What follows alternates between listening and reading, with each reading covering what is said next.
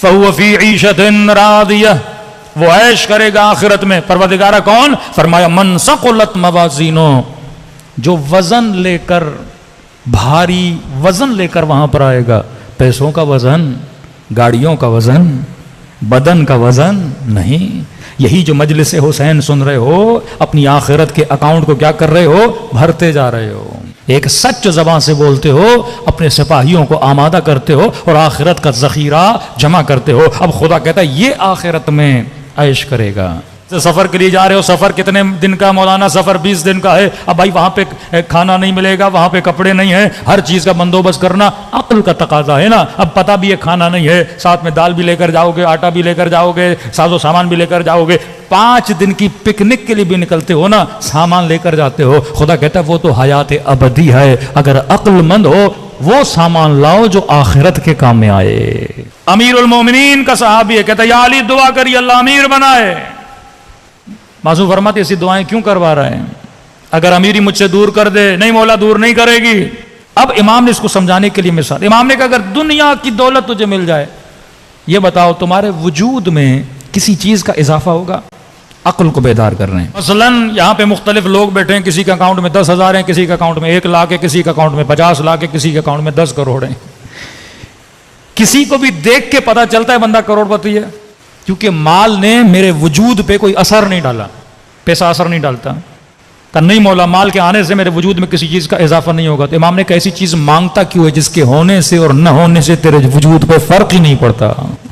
لیکن اگر بندہ قدرت ایمانی حاصل کر لے، یہ ساتھ لے کر جائے گا نا۔ عالم مادہ میں خدا نے کیوں بھیجا؟ یہ دنیا کیا ہے؟ مٹیریل ہے۔ ایک جوان نے کہا مولانا ایسا نہیں ہو سکتا ہم اسی بدن کے ساتھ عالم برزخ میں جائیں۔ میں نے کہا ممکن ہی نہیں ہے، سائنٹیفکلی ممکن نہیں ہے۔ ابھی سائنسدان چاند تک پہنچے ہیں، کہتے ہیں اگر سورج تک یا اس سے دور جو ستارے ہیں اگر ہم اس پہ پہنچنا چاہیں تو ہمیں کوئی ایسے راکٹ بنانے پڑیں گے جو لائٹ کی اسپیڈ سے جائیں، اور لائٹ کی اسپیڈ سے جائیں گے بھی تو اتنے ہزاروں سال لگیں گے، تب جا کے ہم اس سیارے تک پہنچیں گے۔ اور کہتے ہیں اگر ہم لائٹ کی اسپیڈ سے جائیں گے، بدن میں طاقت نہیں کہ لائٹ کی اسپیڈ کو کیا کر سکے؟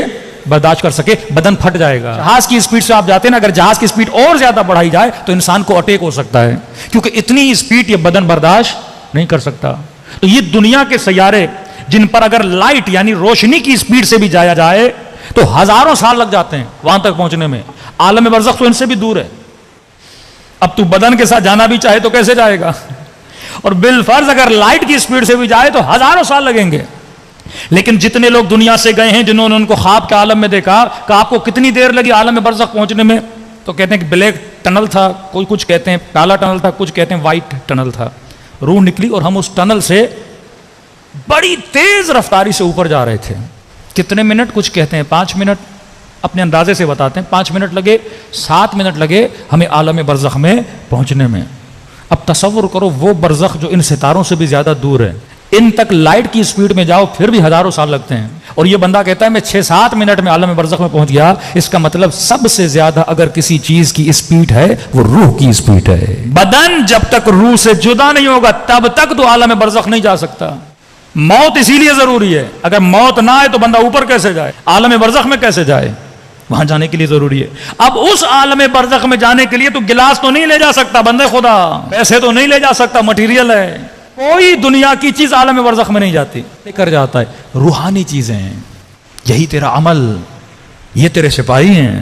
کہ وہ شخص کہتا ہے جب میں مر گیا، کہتا ہے قبر کے اندر تھا، اب میرے بیٹے، میرا مال، سب کچھ خدا نے اس کو ایک مثل بنایا، مثل الاعلیٰ، عالم مثال جیسے آپ بولتے ہو۔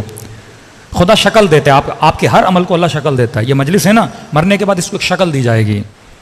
کہتا ہے بیٹے بھی ایک شکل میں آ گئے، مال بھی ایک شکل میں آ گیا۔ میں نے اولاد کو کہا کہ کہاں تک میرے ساتھ چلو گے؟ تو اللہ نے ایک مثل اعلیٰ بنائی، ایک شکل آ گئی اس کی۔ اولاد نے کہا کہ بابا ہم قبر تک آپ کو چھوڑنے آئیں گے۔ کہتے اپنے مال سے پوچھا تم کہاں تک میرے ساتھ آؤ گے؟ مال نے کہا قبلہ ہم آپ کے کفن دفن کا بندوبست کر لیں گے۔ کہتا ایک تیسری شکل کھڑی تھی، میں نے کہا تو کون ہے؟